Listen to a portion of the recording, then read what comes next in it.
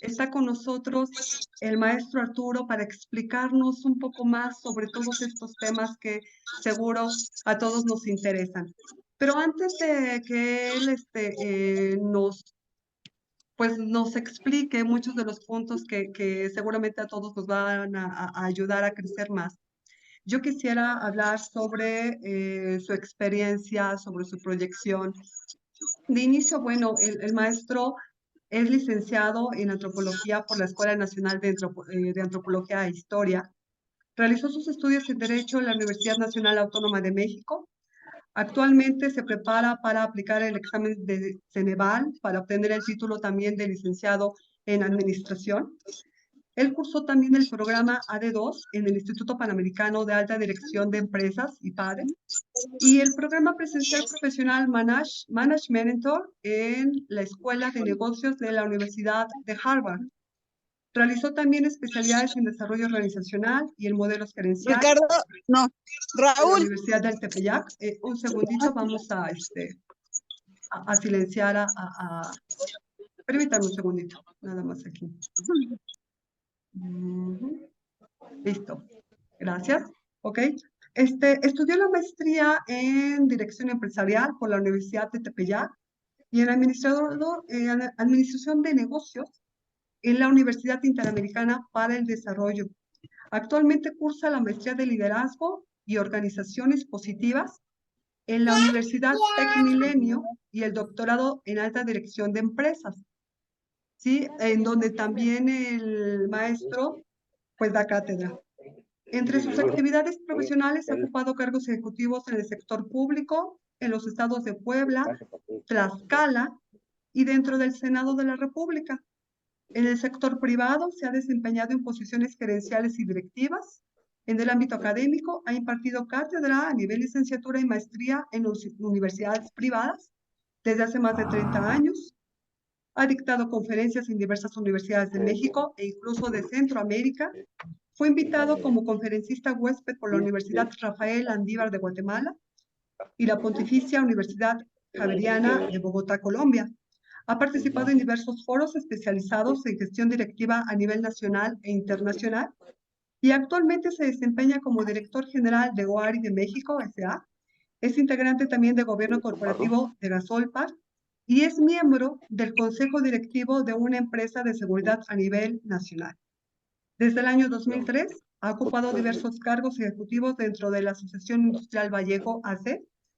Desde el 2021 se le confirió también el honor de ser el presidente de esa asociación. Sin más, pues, maestro, bienvenido. Perdón, me repito. Muchísimas gracias, maestra Real. Gracias por tantas flores. Un gusto estar aquí con ustedes. La verdad es que agradezco la amable invitación por parte de la maestra María Guadalupe Real para poderlos acompañar en esta charla.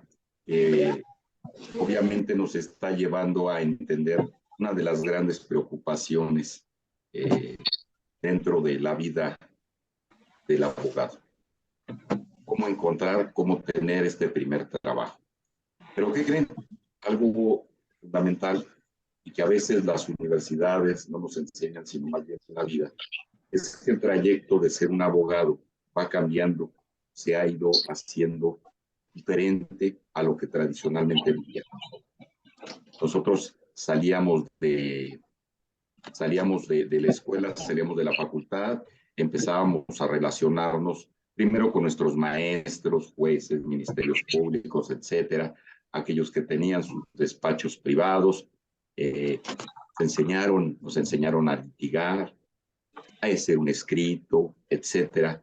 Y siempre aquello que nos comentaban era especialista penal, una de las materias del derecho, y que a veces estábamos a tientas cuál era la rama de derecho que más nos gustaba. Todos pasamos por lo civil, por lo penal, que era lo establecido, y pocos empezaron a ir por la parte corporativa, por la parte laboral.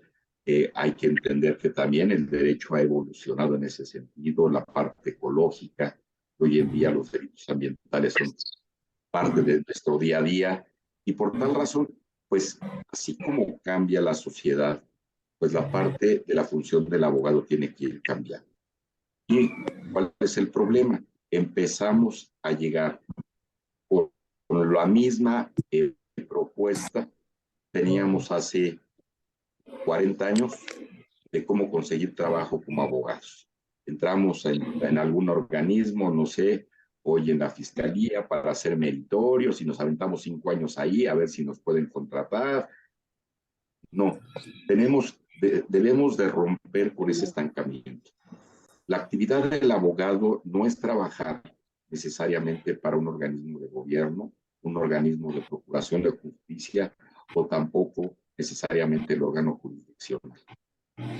Y el abogado se ha ampliado tanto el panorama que ahora tenemos mucho que hacer y en muy diferentes áreas. Pero eso también implica que el abogado tiene que prepararse de una forma diferente, tiene que cambiar su perspectiva. Ya no es el solo especialista en esta materia y sé el mejor dentro de ella. No, hoy tenemos que ser multifuncionales. Ahora tenemos que saber más de otras áreas del derecho, otras materias del derecho, ser más interactivos. Y por el otro lado, importante, empezar a cambiar nuestra actitud. Siempre al abogado se nos ha pegado de que somos soberbios y somos arrogantes. Y lo he escuchado más de una vez, porque a mí me lo han dicho. Y se nos ha olvidado algo, el factor humildad. El abogado tiene que tener ese carácter no debe de perder ese enfoque humano, y es muy importante para poderse desarrollar. Es fundamental el que nunca perdamos el rumbo de que somos primero personas antes de ser abogados. Y bueno, no solo eso, tenemos que entender que desgraciadamente estos cambios que se dan en la dinámica social, principalmente muchos de estos son, porque así el derecho positivo mexicano es muy diferente al derecho anglosajón o el tipo de esquemas europeos, definitivamente, pero nos están empezando a arrastrar. ¿Por qué? Porque vivimos en una comunidad global. Y por ello, pues sí me gustaría, les voy a dar una breve charla sobre algunos puntos de qué ha cambiado y cómo nosotros debemos adaptarnos a ese cambio dentro de la vida profesional para cerrar en una sugerencia. Uno, ¿qué competencias debemos tener adicionales a todo el conocimiento y el background de la ciencia jurídica? Y cómo hacer hasta un CV que impacte de mejor manera esa actividad que tenemos como profesionales del derecho. Entonces, si me lo permites, maestra Real, César Gutiérrez, muy buenas tardes, gusto verte otra vez. Consejero jurídico municipal. Entonces, creo que es importante ver esto, cómo ha cambiado, y si me ayudas, maestra Real, Claro. con la propuesta, para poder compartir el por qué le estoy diciendo todo esto. Claro. Segundito, Muy bien. Pues bueno, esta es la parte de la primera lámina, pero ¿cuál es el perfil del abogado que tenemos ahorita? ¿Sí? Como se los mencionaba antes, tradicionalmente, ¿qué se nos ha dicho? El abogado debe especializarse en una única materia. Hoy en día tenemos que modificar eso. Podemos ser muy buenos en penal, laboral, administrativo, fiscal, etcétera. Pero eso no quiere decir que sea la única esencia en donde debemos centrarnos. El derecho es una ciencia enorme y tenemos que compartir una serie de conocimientos adicionales. ¿Por qué? Porque hoy en día una ley se enlaza con otra y de diversas materias. Y esto ha hecho que muchas veces seamos expertos en un pedacito así de lo que es el derecho. Ahora, por eso, en estos momentos ya no nada más necesitamos que el profesional se especialice en un único campo. Como se dice a nivel científico, hoy necesitamos profesionales, y hablo de abogados polivalentes, es decir, que tengan muchos conocimientos disciplinarios. ¿Por qué? Porque hoy en día el saber mucho de poquito, de un pequeño espacio, nos viene a ser altamente limitativos como profesionales y más dentro de ramas tan específicas como son las diversas materias del derecho. Y vean que incluso hasta ya por tradición teníamos ya la forma. Ok, ¿quieres ser notario? Estudia en la Libre de Derecho. ¿Quieres ser litigante? Vete a la UNAM. Y hay que entender que de veras la tradición del abogado de la Universidad Nacional Autónoma de México es de un abogado de lucha, un abogado que siempre tiene ese background suficiente para poder enfrentar lo que le pongan encima. Y sí, aprendemos a la mala, o fue cuando aprendimos, al menos en mis tiempos, me tocó aprender a la mala, echando a perder y con muchos regaños, pero esto también le da el temple y el carácter al abogado. Entonces, hoy eso también ha llevado a que cambiemos. Tenemos que tener un abogado polivalente que tenga más conocimientos de más materias del derecho y no solo del derecho, sino del ámbito social, cultural, donde se encuentra. Entonces, algo que tampoco nos han enseñado o nunca nos enseñaron, yo no lo llevé en la universidad, y no solo en derecho, sino en alguna otra, alguno de mis otros estudios, nunca me enseñaron a ser un abogado comercial, cómo venderme y cómo vender bien mis servicios, cómo buscar y prospectar a mis clientes si me dedico a la práctica privada. Porque el abogado ya no es el egresado que entra a trabajar en una instancia del gobierno. Es aquel que puede trabajar, sí, en instancias del gobierno, en cualquiera de los tres poderes, pero también es un consultor, es un litigante, ¿sí? Es un asesor, es incluso un mediador de conflictos.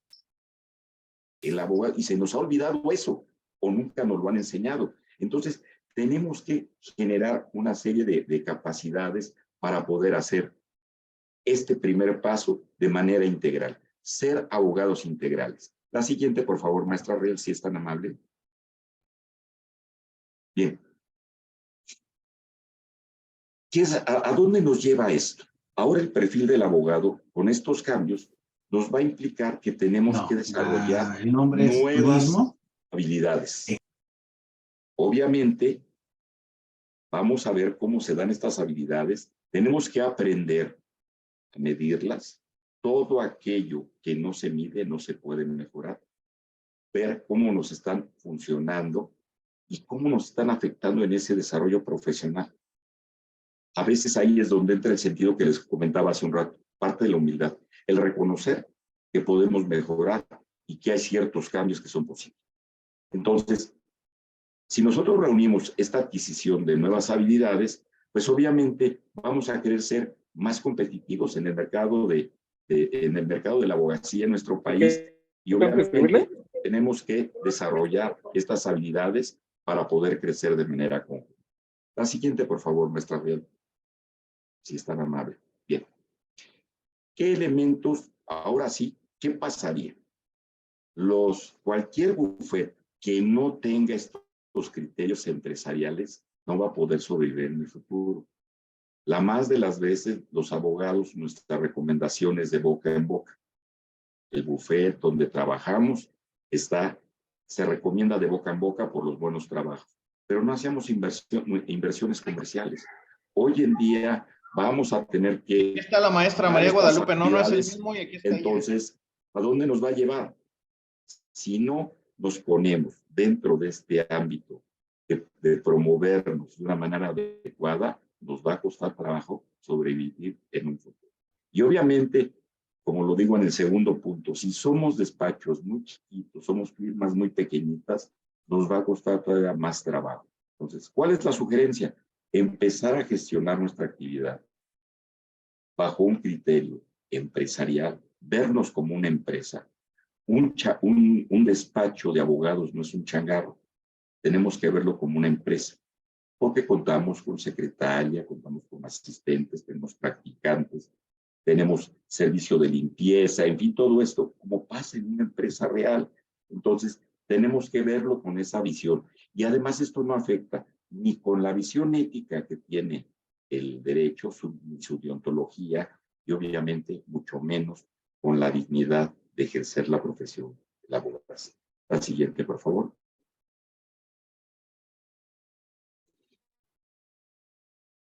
¿Cuáles son los nuevos retos que vamos a tener que enfrentar y por eso tenemos que desarrollar todas estas habilidades? Uno, tenemos que generar nuevos clientes.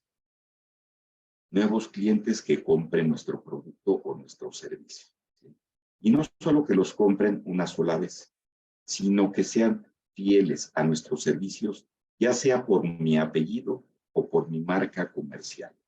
Es decir, tenemos que crearle valor a nuestros servicios. Mientras no tengamos eso, y a mí me consta porque he tenido infinidad de compañeros, de colegas, que cuando llegaba a tener alguno de sus clientes un problema, lo primero que les decía, uy, no, está muy difícil y te va a salir muy caro. O sea, con esa recepción, ¿cómo puede en un momento dado ganarse la confianza y la lealtad de un cliente que puede perdurar muchísimos años? Y estamos hablando de clientes, personas físicas. Veámoslos como clientes empresas, donde a veces por igual trabajamos con estas empresas para resolverles sus casos. En caso de inmobiliarias, en caso de comercializadoras, etcétera. Muchas veces trabajamos por una iguala y les estamos resolviendo casos, se presenten o no se presenten, a nosotros nos pagan nuestra iguala.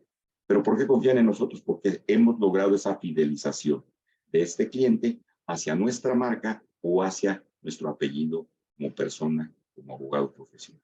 Entonces, obviamente, tenemos que empezar a cambiar esa mentalidad y ponerle un poquito de mercadotecnia a nuestra actividad como abogados. Sí, ya vimos, hay que especializarnos, pero también hay que diversificarnos en las materias. Ahora hay que saber vendernos, porque no nos lo enseñan, al menos a mí, no me lo enseñaron en la facultad, allí en Ciudad Universitaria. La siguiente, por favor. ¿Qué habilidades se necesita hoy desarrollar con mayor impacto dentro de la vida del abogado? No es solo conocer los códigos ni saber interpretarlos. No es solo tener buena relación con autoridades, sino tenemos que generar, además de todos nuestros conocimientos jurídicos, tenemos que desarrollar habilidades propias como seres humanos, que aunado a nuestra capacidad profesional como juristas, nos va a dar mucha más efectividad. Y hay 5 habilidades que hemos determinado que son básicas para el abogado. Y bueno, no solo para el abogado, puede funcionar para una diversidad de actividades profesionales, pero una de ellas es el derecho. Como abogados, ¿qué necesitamos ser? Grandes negociadores. Ya se acabó o se debe de acabar que cuando estemos con el abogado de la contraparte estamos peleando. No. No sé si han llegado a escuchar esa frase que es muy común dentro del ámbito legal. ¿Qué prefieres? ¿Un mal arreglo o un buen pleito? Era muy tradicional. Y nosotros comentábamos a nuestros clientes, ¿qué quieres? ¿Un mal arreglo o un buen pleito? A ver, explícame. En un mal arreglo, ni tú te sales totalmente con la tuya, ni la contraparte. Ambos van a sufrir alguna pérdida. Pero se resuelve rápido y los dos quedan felices y contentos. ¿Quieres un buen pleito? Nos vamos a tardar 3, 4, 5 años y peleándonos por el cepillo de dientes, en, por ejemplo, caso de un divorcio. ¿Y quién gana? El abogado. No, eso es lo que mal se piensa. Gana el abogado porque estamos cobrando honorarios. No, estamos desgastando incluso lo que es el proceso. Entonces, señores, aprendamos a negociar. ¿Qué características o qué elementos hemos encontrado que como abogados debemos de tener en la negociación? Y se los presento ahí. Tener una escucha activa. No oír, escuchar. Y escuchar lo que nos están diciendo. Tanto nuestro cliente como la contraparte y como la autoridad, ya sea la parte fiscal o el órgano jurisdiccional que nos corresponde. Las preguntas debemos ser críticos para poder decir, a ver, ¿hago preguntas abiertas o las hago cerradas?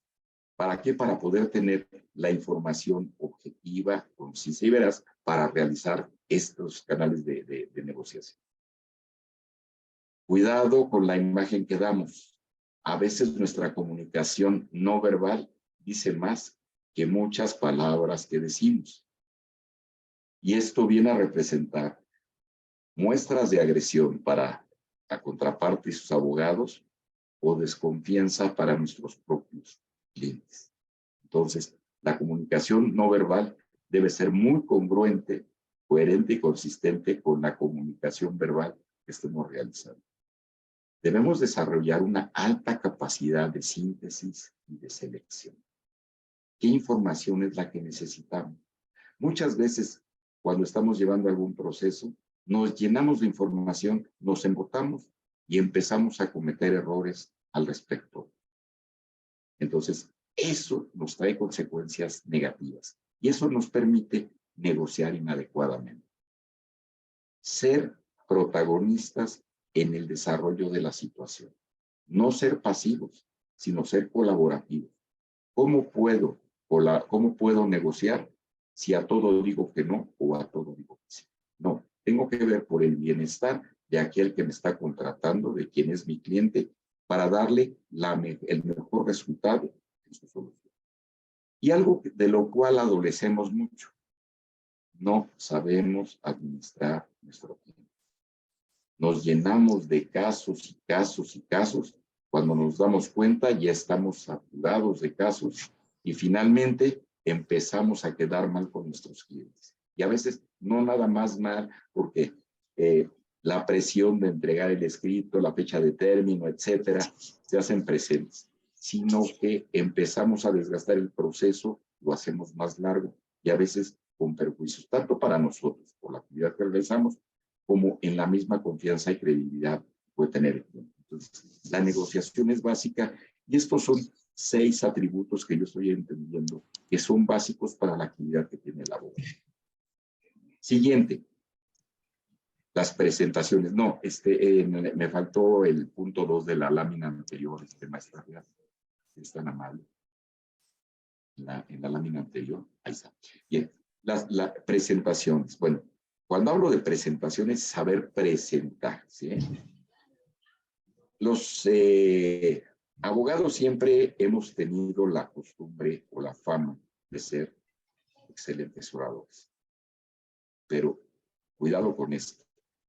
¿Qué es lo que nos va a dar la capacidad de ser un orador objetivo, congruente? La suma del aprendizaje y la experiencia. Estos 2 elementos nos van a llevar a poder ir cada vez mejorando en nuestra parte de dicción. El ser oradores es fundamental. Y tradicionalmente, vuelvo a insistir, se ha hablado que los mejores oradores son los abogados.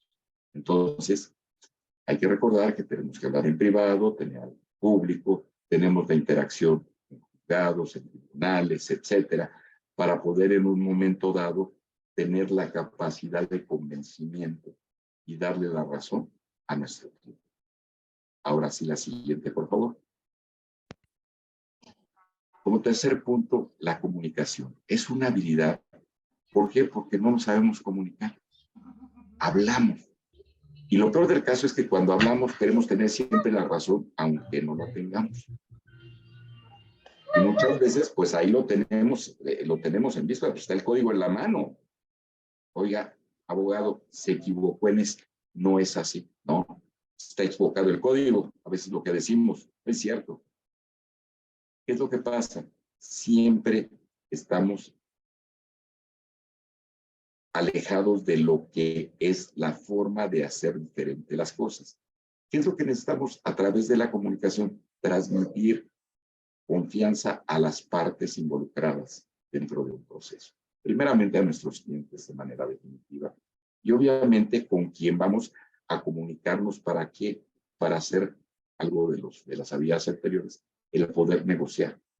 Entonces, ahí tenemos que tener desarrollar 2 grandes subhabilidades, que son las receptivas y las expresivas. En materia de las receptivas, que vienen muy agarradas de la mano con las anteriores, debemos saber observar, debemos saber escuchar y debemos saber empatizar. Si nosotros estas habilidades receptivas estamos desarrollando nuestros sentidos y lo que pase dentro del entorno lo vamos a conocer y a manejar de la mejor manera. Y a esto le vamos a sumar estas habilidades de comunicación que son las expresivas, donde debemos de saber realizar cuestionamientos, es decir, saber preguntar, generar descripciones adecuadas y ojo, porque esto es algo de lo que más se nos enseña en la facultad, escribir. Tenemos que saber describir. Y obviamente lo fundamental de esto es cuando llegar a conclusiones, estas conclusiones sean asertivas. Entonces la comunicación se convierte en un elemento de alto impacto para que el abogado se pueda desarrollar. Y más hoy en día con la apertura de los juicios orales, gran parte de este peso de convencer a la autoridad pues está en la retórica que tenemos capacidad nosotros como abogados de sacar a colación frente a ellos. La siguiente, por favor, maestra Real. Bien. Tenemos que generar reuniones eficaces. ¿Por qué? Porque primeramente cada vez que nosotros vamos a hacer una reunión tenemos diferentes públicos, objetivos diferentes y además metas distintas de conseguir. Entonces, vamos a sistematizarnos al momento de generar estas reuniones para que una reunión sea eficaz.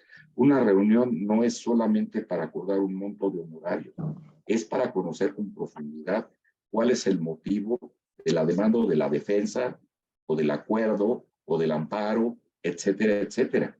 Y lo tenemos que hacer lo más breve, conciso y objetivo que pueda ser. Entonces, ¿qué elementos debemos de incluir para desarrollar esta habilidad de generar reuniones eficaces?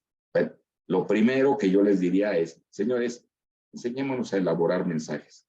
Hay ocasiones en que entre nosotros mismos no nos entendemos. Por tanto, rebuscamiento de entremezcla entre lenguaje jurídico, lenguaje común y lenguaje dominguero. Hay que saber elaborar mensajes para que estos cumplan con el objetivo. Hay que recordar los procesos de comunicación lineal, que son de los más simples, donde hay un emisor, un mensaje, un código y un receptor, y que va a través de la retroalimentación me va a permitir lograr ese entendimiento. Pero así como lanzamos los mensajes, también tenemos que desarrollar esa escucha activa. No solamente oír lo que nos están diciendo, escucharlo, sentirlo, reflexionar.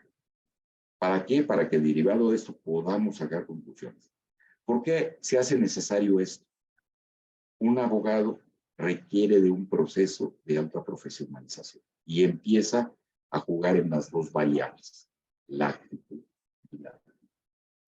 En la universidad nos están dando la actitud, pero nosotros tenemos que ir cada vez evolucionando más para desarrollar nuestra actitud.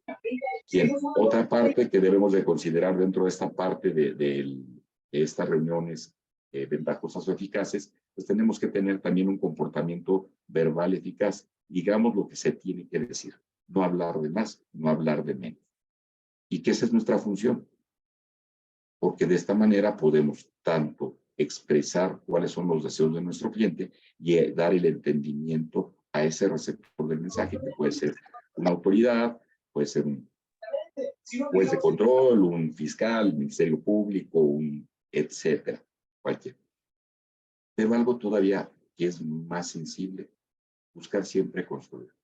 Mantener actitudes que construyan, no que destruyan. Muchos de los casos que se pierden es porque tenemos esa tendencia destructiva a la hora de manejar la parte de la ley de forma equivocada. La siguiente, por favor, maestra Real. Hay algo que también creo que se ha olvidado muchísimo. Esta quinta habilidad que considero importante para el abogado es el liderazgo. Y es de las que más debemos desarrollar dentro de la labor de la abogacía. No solo el abogado, cualquiera requiere de desarrollar liderazgo. Hay que entender que el liderazgo, sí, una parte se nace con esa capacidad y la otra parte la desarrollamos. No podemos decir es que el líder nace o se hace, no. El líder sí nace con una cierta capacidad y la puede ir desarrollando. Entonces, tenemos como líderes que incidir en la calidad de la actuación frente a nuestros clientes. Fundamental. Y no solo a nuestros clientes, también debemos empezar a ver esa visión de colaboración, es decir, de trabajo en equipo.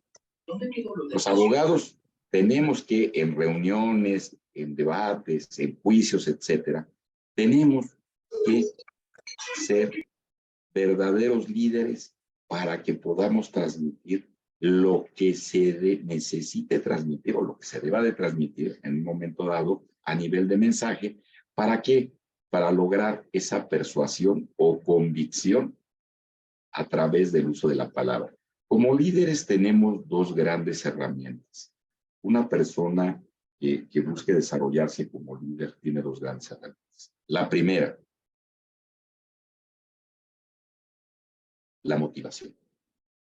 ¿Cómo vamos a motivar a los que están a nuestro alrededor de que tenemos la razón? Es decir, de persuadirlos. Y la otra, la comunicación. El uso adecuado de la palabra, ¿para qué? Para lograr convencer. Los líderes no empujan a las masas, al contrario, las arrastran. Y vamos a ver que este fenómeno se da en cualquier nivel, puede ser político, jurídico, social, económico. Los líderes, los verdaderos líderes, arrastran. Pero aquí hay algo que no coloco. Cuando ejerzamos ese liderazgo, debemos ser éticos. Un líder, la figura de un líder al tratarse de generar como un agente de cambio, tiene que ser ético. Y la base de su actuación debe estar basada en la ética, tanto personal como profesional. La siguiente, si es tan amable, maestra, por favor. Bien. Hoy en día, dentro de las organizaciones, dentro de la cultura, estamos hablando de que existen dos grandes tipos de habilidades y los expertos en organizaciones las dividen en lo que son las habilidades blandas y las habilidades duras. ¿Cuáles son estas para que las podamos conocer y veamos qué importantes son el desarrollo y crecimiento de la persona y, obviamente, de su figura como profesional del derecho? Tenemos que tener inteligencia emocional, es decir, la capacidad de detección de esas emociones que pueden ser ajenas, pueden ser propias, y la forma en que de forma inteligente vamos a responder frente a ellas. Esta es la inteligencia emocional. Hoy en día, para las contrataciones, es muy importante, hay una serie de pruebas que nos permiten ver qué tanto manejo de inteligencia emocional podemos tener. Señores, siguiente, como abogados tenemos que ser creativos. ¿Por qué? Porque en nuestra visión somos solucionadores de conflictos. Y tenemos que buscar que esa solución de conflicto sea lo mejor para nosotros y para nuestro cliente. Cuidado con esto. La contraparte es eso, es nuestra contraparte, pero no necesariamente nuestro enemigo. Vamos a buscar lo justo y se acabó. Entonces, cuando tenemos esta creatividad, vamos a tener esta facultad de poder desarrollar ideas, incluso de tener visiones distintas a lo que pueda ser el común denominador dentro de la praxis profesional. Siguiente, habilidad blanda. Tenemos que ser adaptables. Y por eso, ¿cómo nos cuesta trabajo? La más de las veces los abogados somos inflexibles. No nos gusta que nos cambien el paradigma. ¿Por qué? Porque nos quitan de nuestra área de confort. Entonces, tenemos que acostumbrarnos a poder aceptar los cambios, a cambiar, a enfrentar esa adversidad y esto que no nos lleve a perder nuestra actitud, principalmente con positividad. Acuérdense que nosotros somos el reflejo de confianza de todos nuestros clientes. Algo que no hemos sabido hacer históricamente dentro de la materia y que se hace importante como una habilidad blanda es saber desarrollar la colaboración. Es decir, el resultado de la colaboración es saber trabajar en equipo. ¿Por qué? Porque de entrada en equipo podemos obtener mucho mejores resultados que de manera individual.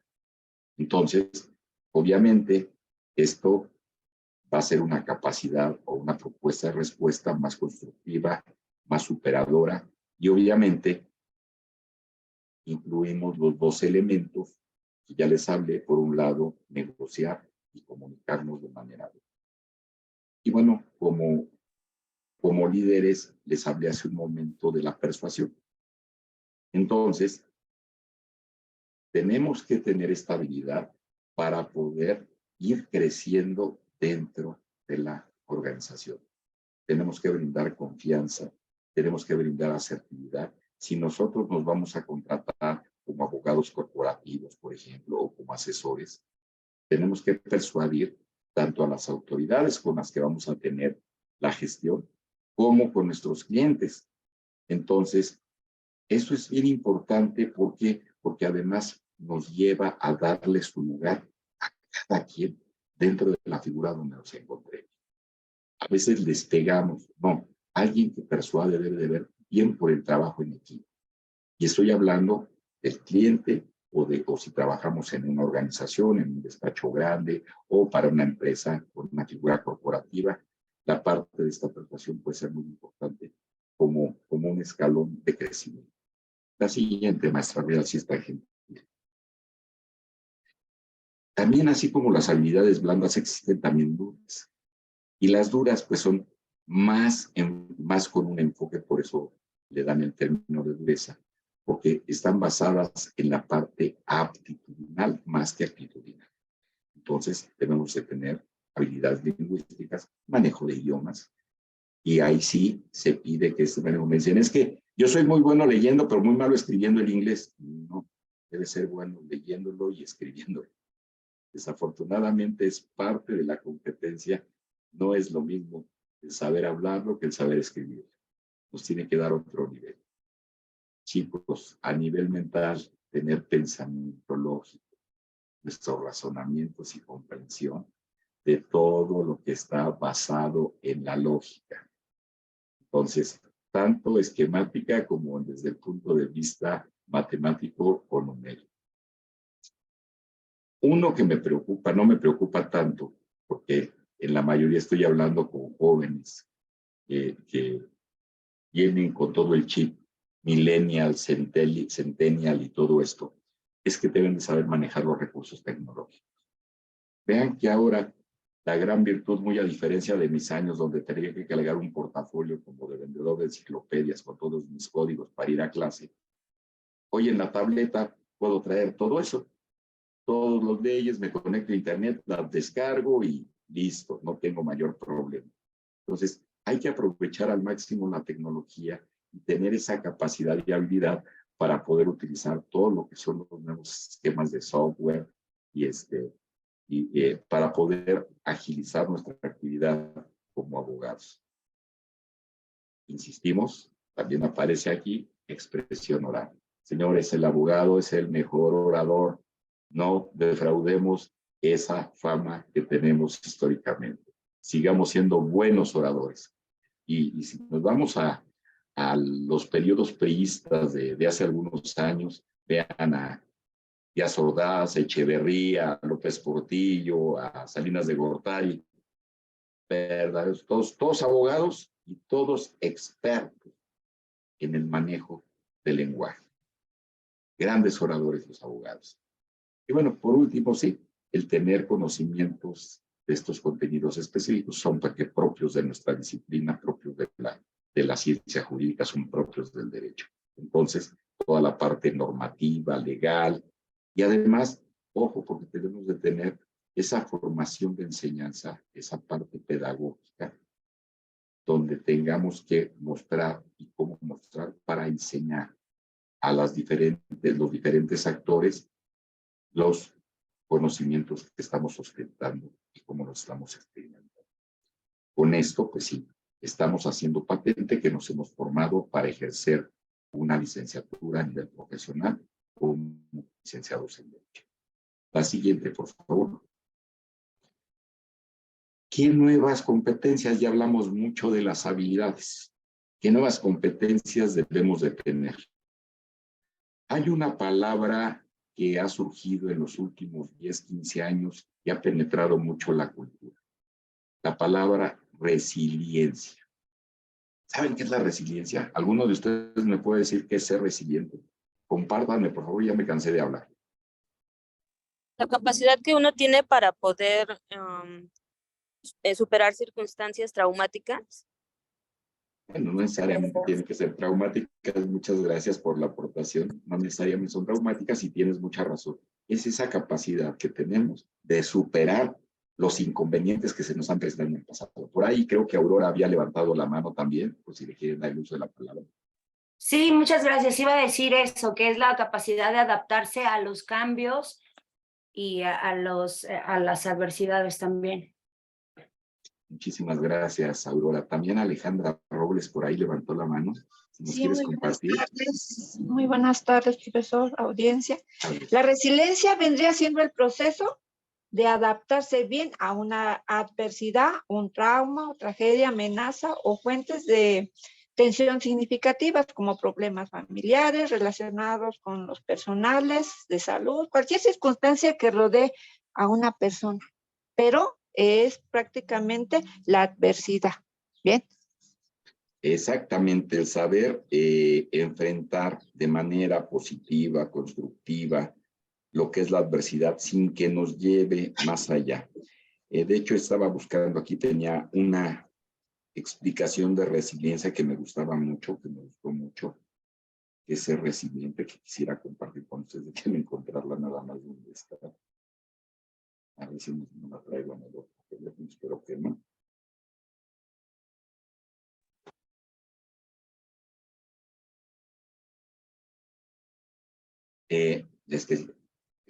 Les comparto esta visión. Resiliencia es la capacidad de hacer frente a las adversidades de la vida, transformar el dolor en fuerza motora para superar y salir fortalecido.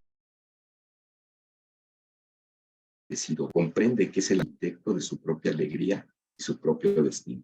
Vean qué bonito es el retomar esta visión donde somos más que maquinitas, seres humanos, y que tenemos que enfrentar una serie de situaciones de vida.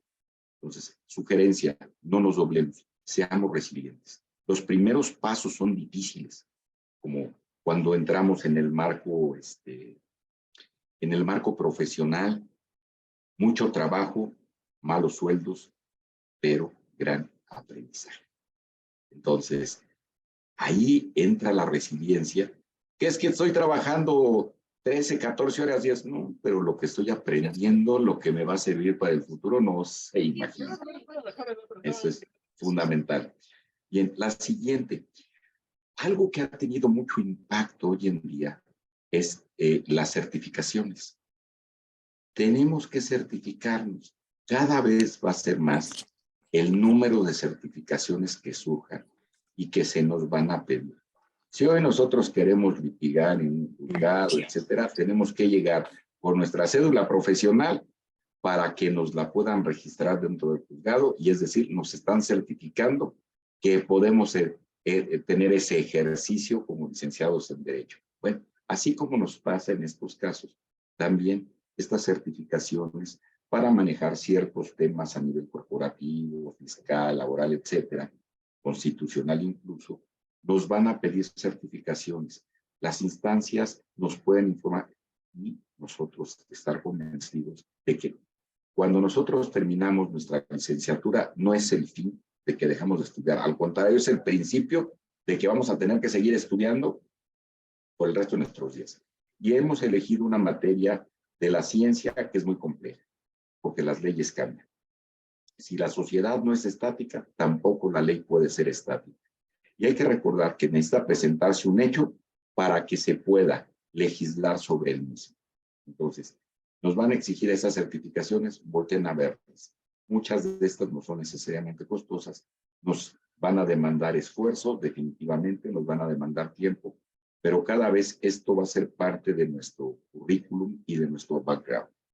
Asertividad, seamos asertivos, tomemos las decisiones inteligentes y para ello tenemos que ponernos en los zapatos del otro. Estoy hablándoles del cliente, de la contraparte y a veces de la misma sociedad. Muchas ocasiones actuamos en materia legal para proteger ciertas causas sociales y tenemos que ser asertivos y muchas veces se llegan a perder ese tipo de juicios por falta de asertividad del abogado que los tiene. Un abogado también debe de serse muy resistente a la frustración. Derivado de la misma resiliencia, tenemos que saber trabajar y enfrentar esa frustración. No siempre vamos a ganar y debemos saber perder y aceptar cuando perdemos. Hay que tener una serie de lecciones aprendidas, de análisis, para poder decir en qué me equivoqué y que esto no me frustre. Vamos a superarlo y a continuar. Otra competencia, tenemos que ser multifuncionales.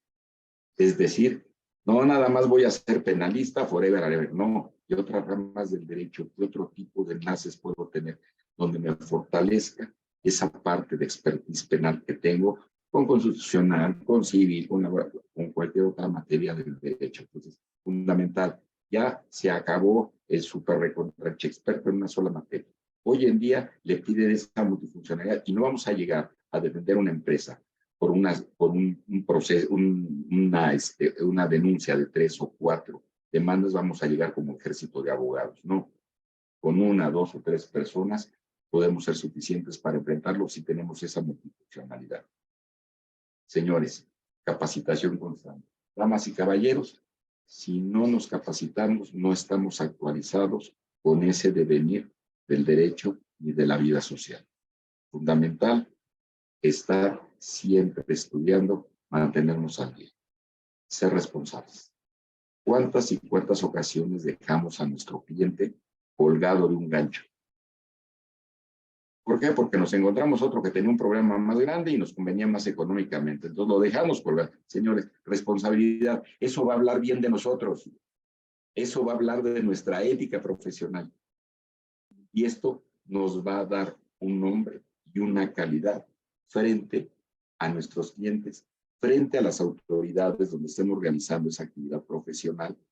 ¿Para qué? Para que esto pueda ser verdaderamente constructivo para nuestro ejercicio, para nuestra propia realidad dentro de la vida que se desarrolla como abogados. Por último, mi última sugerencia a nivel de competencia, de competencias, es ser flexible. Y aquí quisiera compartir una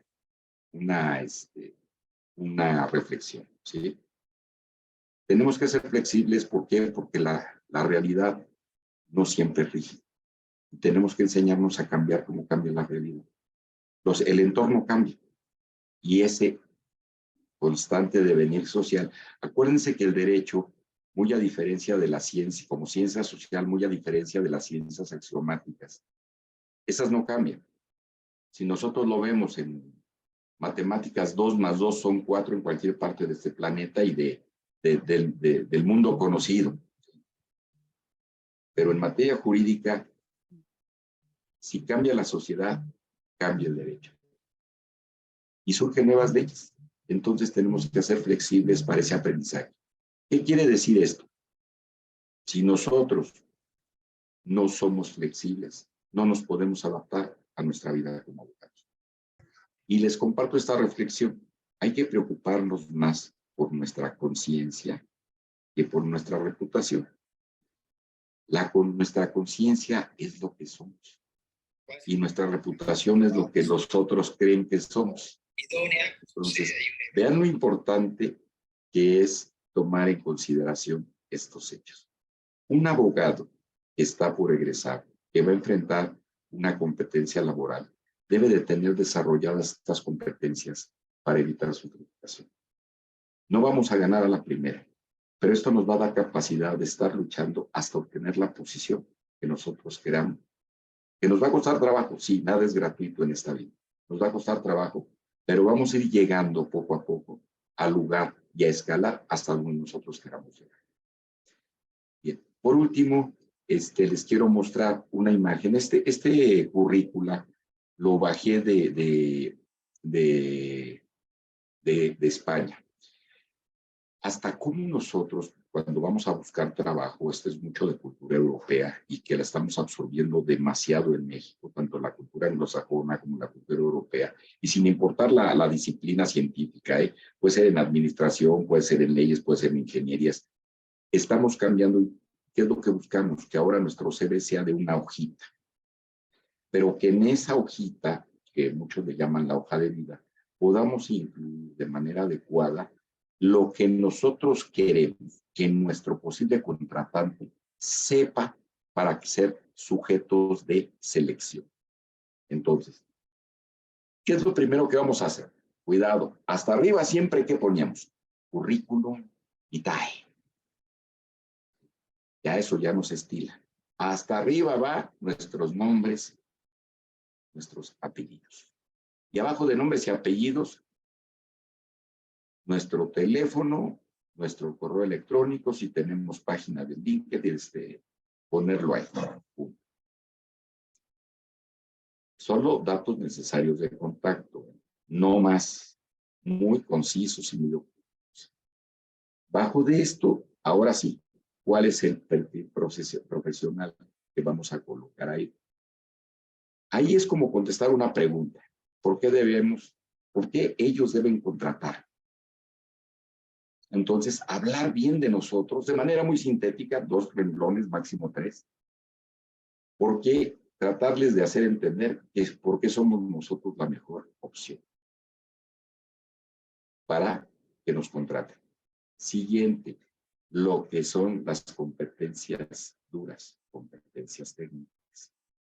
Ahí podemos hablar y tener una mezcla de lo que son las habilidades blandas y las habilidades duras. Ponerlo de manera muy sintética, a manera de enunciado. ¿Sí? Y ahora sí, ya hablar de nuestra experiencia profesional, irnos desde el más reciente hasta el más antiguo. Y generalmente, pues como recién egresados, vamos a poner que hicimos nuestro servicio social en tal despacho o en tal entidad de gobierno y las prácticas tal vez en tal despacho privado. Es importante que podamos poner con claridad qué fue lo que hicimos como experiencia profesional y el puesto o la posición que ocupamos. No es pecado decir practicante o becario. No es pecado, al contrario, qué bueno que empiezan a ver que estamos teniendo los primeros pasos dentro de lo que es la actividad profesional y ya nos está dejando un precedente de experiencia. De esta manera, tenemos lo que es nuestra experiencia profesional y por último, ¿qué es lo que vamos a poner? Nuestra formación académica. No me pongan que en dónde hicieron su secundaria. No, ¿qué me interesa ver? Si estamos en licenciatura, es válido poner dónde dice el bachillerato y es lo más antiguo que pueden poner, el bachillerato.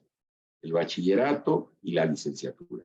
Más adelante, pues me va a dar mucho gusto ver que pusieron maestrías y doctorados, pero vamos a empezar desde el grado académico más alto hasta el más bajo.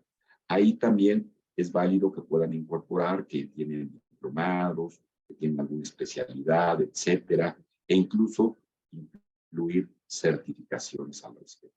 Y se dan cuenta, en una sola hoja podemos mostrar cuál es toda nuestra fortaleza de vida para ser sujetos de selección. La actividad del abogado no es fácil, como se lo dije, tenemos que luchar y empezamos a luchar mucho cuando damos nuestros primeros pasos para salir a enfrentar la realidad. Con el paso del tiempo se van a ir dando cuenta que se va a ir ablandando este panorama, este entorno, siempre y cuando sigamos recomendaciones, nos certifiquemos, actualicemos, desarrollemos habilidades, tengamos un pensamiento más ejecutivo, más comercial, sepamos hablar mejor. ¿Por qué? Porque finalmente, como abogados, tenemos que aprender a interpretar la ley y saber en dónde se encuentra esa ley, en qué lugar del código para poderla consultar y hacer frente a ella. Entonces, vea, y se nos olvida la parte de sabernos comercializar. Señores, damas, enseñémonos a saber vendernos profesionalmente. Y espero que estas láminas y mis palabras sirvan de reforzamiento para decirles, chicos, les toca un camino arduo y a veces difícil, pero no imposible de lograr, para que ustedes puedan crecer y desarrollarse profesionalmente. Muchísimas gracias y excelente tarde. ¿Alguna duda o pregunta? Estoy a sus órdenes. Muchas gracias, maestro, por esta excelente exposición, pues con la que nos das valor a nuestros estudiantes, a los profesores que nos acompañan esta tarde, justamente para lograr lo que el título de esta charla, que es el desarrollo profesional del abogado frente a la competencia laboral. Tocamos ahorita varios puntos súper interesantes, ¿sí? Y de hecho, fíjate, ya están alzando la mano aquí los compañeros para preguntar. Les voy a empezar a dar el uso de la voz. No queremos abusar mucho de tu tiempo porque sabemos que estás un poco saturado. ¿Sí? Entonces, vamos a dar uso de la voz a algunos compañeros y vamos cerrando. Sí, adelante, por favor, Eduardo Espinosa. ¿Qué tal? Buenas tardes, compañeros, licenciado. Mire, yo tenía una pequeña pregunta, cuando habló acerca de las certificaciones. ¿Qué certificaciones hay, en el ámbito de derecho? ¿O cuáles nos recomendaría usted tomar o tener en cuenta para poderlas hacer?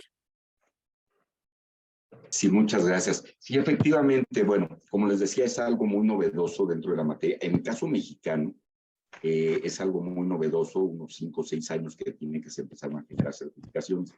Y a veces nos tenemos que acercar, por ejemplo, a algunos organismos, por ejemplo, del Poder Judicial, dependiendo nuestra preferencia en la materia del derecho donde queramos ejercer, y están abiertas algunas certificaciones al respecto.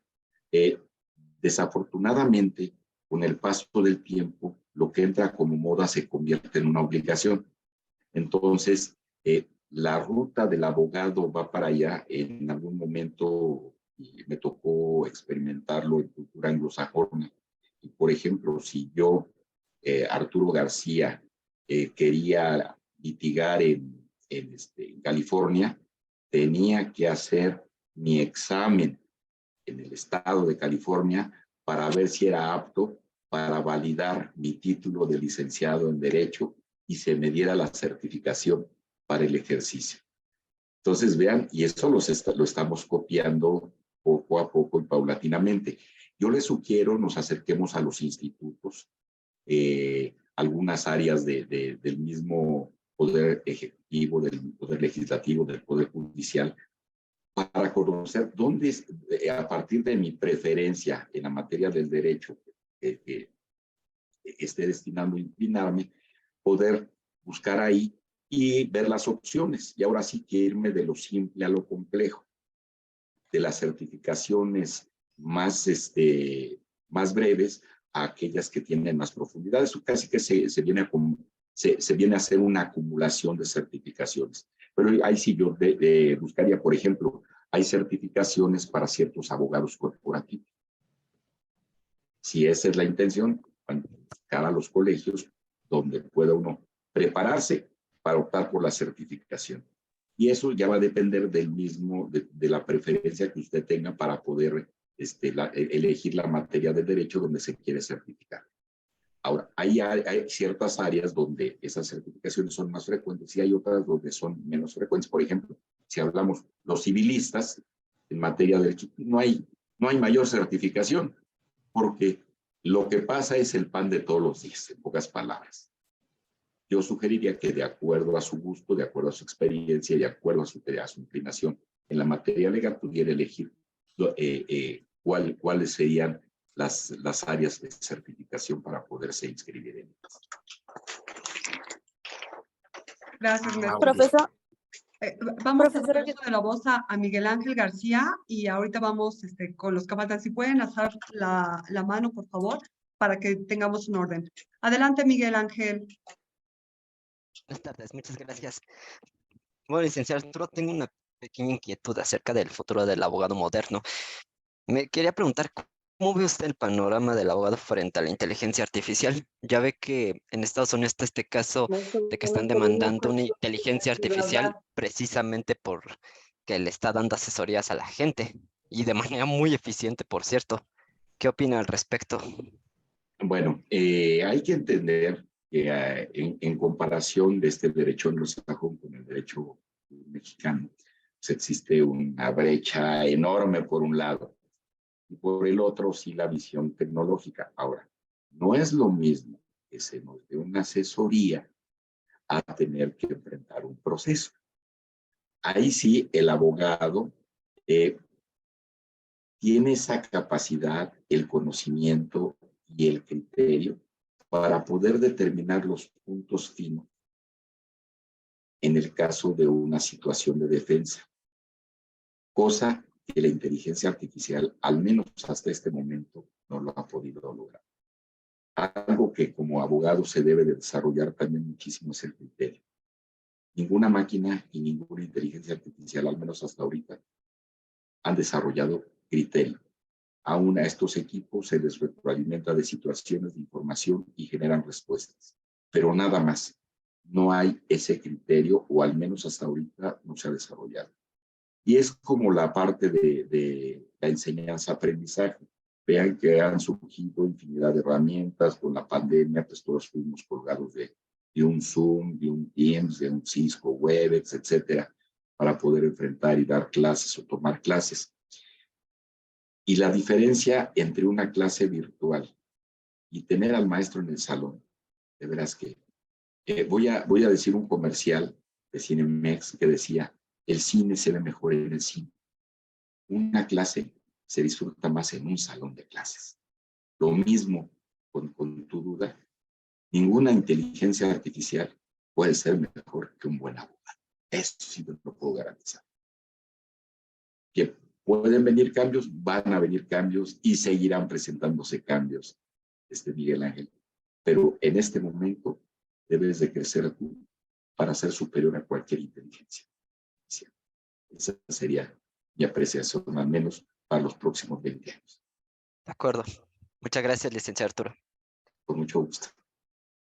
Adelante, por favor, García. RBK García. Hola, buenas tardes. Hola, profesora. Hola. Tenía una duda en relación a la pregunta anterior que había hecho el compañero de la certificación. ¿Es lo mismo que diplomado? Porque estaba viendo que hay diplomados que se pueden tomar aquí justo en la materia de Derecho Administrativo. No sé si es 1 o 2, pero pensaba tomarlo e inclusive también funciona para poder titularnos. No sé si sea eso correcto. Bueno, en algunos casos viene a enriquecer tu background de conocimientos. El hecho de que tomes diplomados te viene a dar un enfoque de actualización del conocimiento. Y en algunos casos vienen a ser el equivalente a una certificación. Acabas de dar un punto importante en derecho administrativo. Es fundamental porque cada día es como, vean, anteriormente cualquier persona podía vender seguros.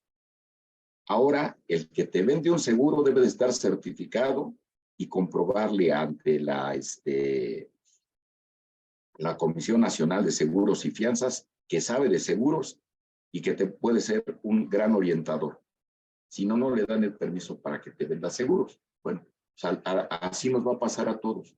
Vamos a tener que ir comprobando, y cómo comprobamos, con documentos y con conocimiento. Son las dos partes fundamentales que vienen a representar. Entonces, sí, si puedes tomar cursos de especialización, si puedes tomar diplomados, todo lo que sea aprendizaje, sugerencia, haz. Te va a fortalecer. Muchas gracias. Estás estudiando una licenciatura y estás empezando a estudiar. No estás terminando de estudiar, estás empezando a estudiar. Entonces, que se haga una dinámica de vida. Yo hasta ahorita sigo estudiando y tengo más de 60 años. Y todavía tengo la intención de que antes de los 63 pueda tener mi título de doctor, mi grado de doctor. Ojalá que así sea. Muchas gracias. Gracias, Rebeca. Muchas gracias, maestro. Nos has dado de verdad información de valor, como lo comentábamos, Sabemos ahora que no es suficiente con la formación académica que obtenemos en la universidad, sino que debemos de trabajar justamente en otro tipo de competencias, justo que comentabas, saber vender, que es algo que a los abogados nos cuesta algunos trabajos, ¿verdad? Ser grandes negociadores, entender que ya no hay malos arreglos, ¿verdad? Y buenos pleitos, sino efectivamente, o sea, hay que buscar beneficios para nuestros clientes. Hablaste también de liderazgo, tenemos que saber entender, desarrollarnos como líderes.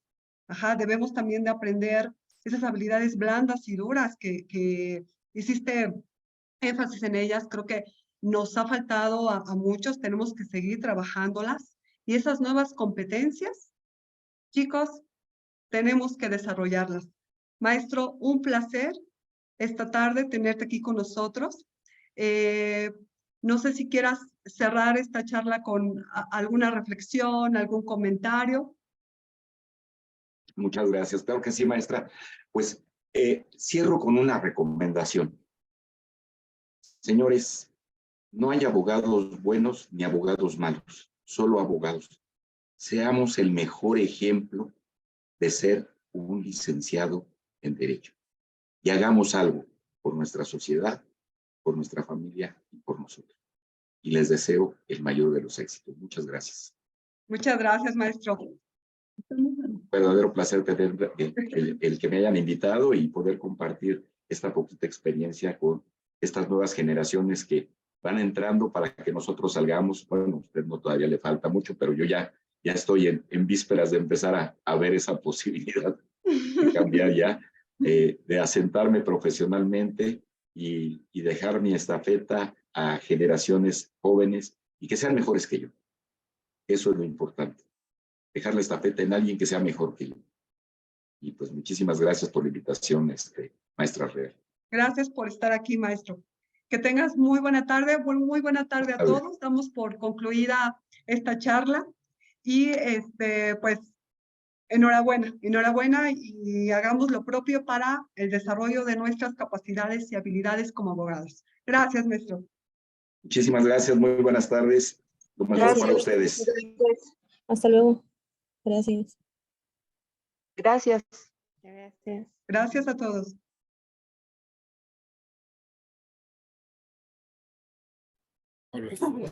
Gracias. Gracias, profesora. Gracias a todos. Gracias, profesora. Gracias, Bye. gracias por estar aquí. Gracias, profesora. Gracias, profesora. Gracias, maestra. Disculpe, profesora, ¿no van a mandar el link para la asistencia? Sí, no tengo un link para la asistencia, pero no se preocupen, ahorita voy a copiar el chat. Vale, entonces si mandan un mensaje por el chat, por favor, para su registro. Muchas gracias, maestra. No, ¿de qué? Órale, pues. Sale. Órale, cuídate. Bye. 47, 46.